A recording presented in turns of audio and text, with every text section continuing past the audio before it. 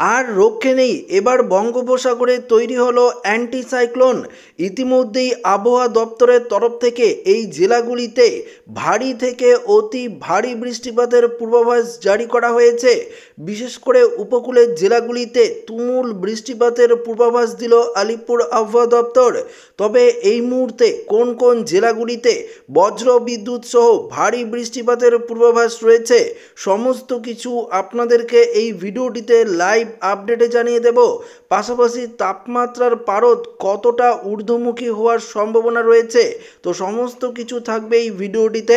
তো ভিডিওটি শুরু করার আগে আপনাদের কাছে ছোট্ট একটি রিকোয়েস্ট রইল, নতুন হয়ে থাকলে অবশ্যই চ্যানেলটিকে সাবস্ক্রাইব করবেন এবং ভিডিওটিকে লাইক করবেন এবং অবশ্যই আপনারা জানিয়ে দেবেন যে আপনারা কোন জেলা থেকে এই ভিডিওটি দেখছেন।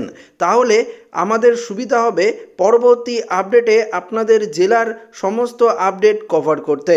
তো আসুন আমরা দেখে নেব এই মুহূর্তে কোন কোন জেলাগুলিতে বৃষ্টিপাতের পূর্বাভাস রয়েছে।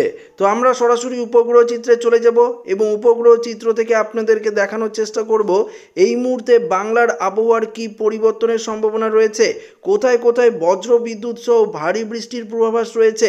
তো আমরা সরাসরি আপনাদেরকে দেখাচ্ছি, দেখতে পাচ্ছেন উপগ্রহ চিত্র থেকে এই মুহূর্তে যদি আমরা দেখাই তাহলে আপনারা পরিষ্কার দেখতে পারবেন মেঘগুলো কোন দিক থেকে কোন দিকে যাচ্ছে, কোথায় কোথায় ঘন কালো মেঘ রয়েছে।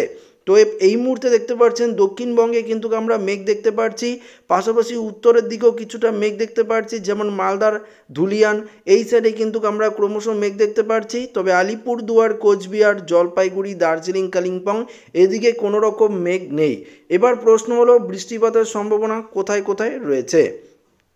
এই মুহূর্তে যদি আমরা দেখি তাহলে দেখতে পাচ্ছি যে উপকূলের যে জেলাগুলি রয়েছে অর্থাৎ দক্ষিণবঙ্গে এই মুহূর্তে আমরা মেঘ দেখতে পাচ্ছি, লক্ষ্য করতে পারছি এবং পশ্চিম দিক থেকে কিছুটা বৃষ্টিপাত কিন্তু অ্যাটাক করবে পশ্চিমবঙ্গের দিকে, দক্ষিণের জেলাগুলির দিকে, বিশেষ করে পুরুলিয়া, বাঁকুড়া থেকে শুরু করে এদিকে যদি আমরা দেখি তাহলে দেখতে পারবেন বিষ্ণুপুর, কতুলপুর, বর্ধমান, সোনামুখী, দুর্গাপুর এদিকে বৃষ্টিপাতের সতর্কবার্তা থাকছে।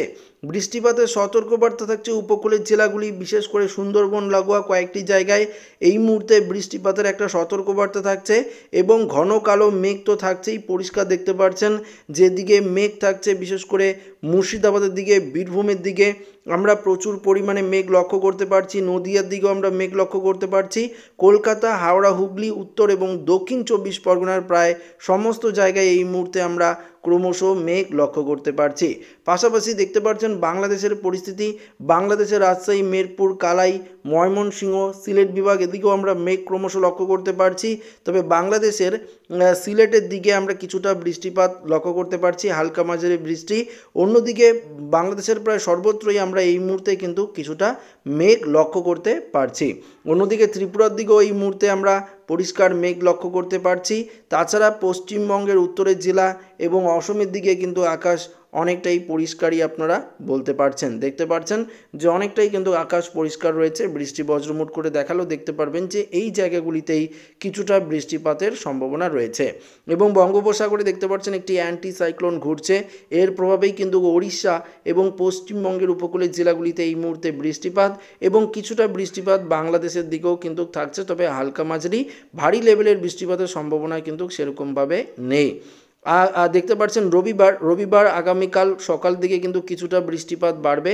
তবে কোন কোন জেলা দেখতে পাচ্ছি এখানে পরিষ্কার যে রামপুরহাট থেকে শুরু করে এদিকে যদি দেখি তাহলে বীরভূমের কিছুটা অংশ দেখতে পাচ্ছেন যে খাড়গ্রাম, গোকর্ণ থেকে শুরু করে এই যে জায়গাগুলি রয়েছে বীরভূমের কিছুটা এদিকে এবং মুর্শিদাবাদের আজিমগঞ্জ, বহরমপুর, বেলডাঙ্গা, দমকল, করিমপুর এই সাইডে কিন্তু কিছুটা বৃষ্টিপাত।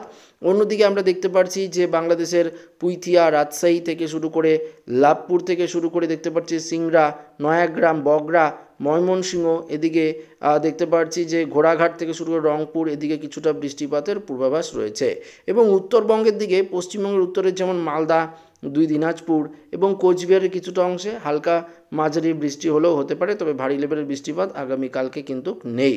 তারপর আস্তে আস্তে হালকা মাঝারি বৃষ্টিপাতই থাকছে।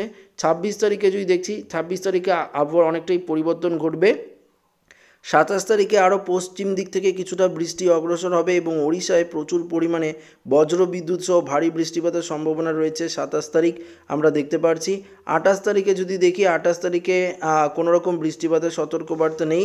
আবার 29 তারিখেও আকাশ অনেকটাই পরিষ্কার থাকছে। 1 তারিখের দিকেও আকাশ পরিষ্কারই থাকছে দেখতে পাচ্ছি। 2 তারিখের দিকেও কোনো রকম বৃষ্টিপাতের সতর্কবার্তা নেই এবং 3 তারিখ থেকে আবারও আবহাওয়ার পরিবর্তন ঘটবে।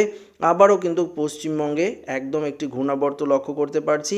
এর প্রভাবে আবারও কিন্তু বৃষ্টিপাতের সতর্কবার্তা, তবে এবার বৃষ্টিপাত কিন্তু উত্তরবঙ্গে একটু ভারী লেভেলের হতে পারে। আমরা পরিষ্কার দেখতে পাচ্ছি যে উত্তরবঙ্গে একটা ভারী লেভেলের বৃষ্টিপাতের সম্ভাবনা, প্লাস দক্ষিণবঙ্গেও আমরা একটা ভারী লেভেলের বৃষ্টিপাতের সম্ভাবনা দেখতে পাচ্ছি। কেননা বঙ্গোপসাগরে আমরা যদি দেখি তাহলে দেখতে পারবো যে আরও একটি ভয়ঙ্কর ঘূর্ণাবর্ত তৈরি হচ্ছে।